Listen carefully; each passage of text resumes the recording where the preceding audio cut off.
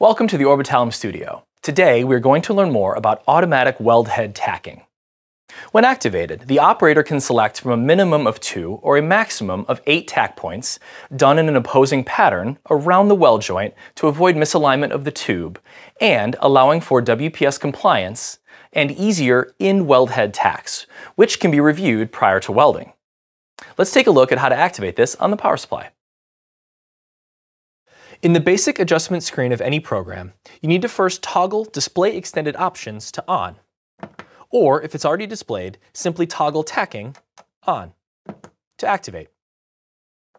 You can then select the rotation direction, whether or not the machine stops for inspection before the weld is initiated, change the number of tacks, in this case from 6 to 8. Notice how the screen changes and the number and location of points do as well. Also modifiable is the current, the pilot or drag current, and the tack time. All of these can be changed based on the material type and type of tack desired by the operator.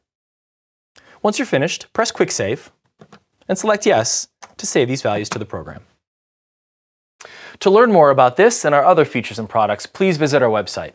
Thanks for watching.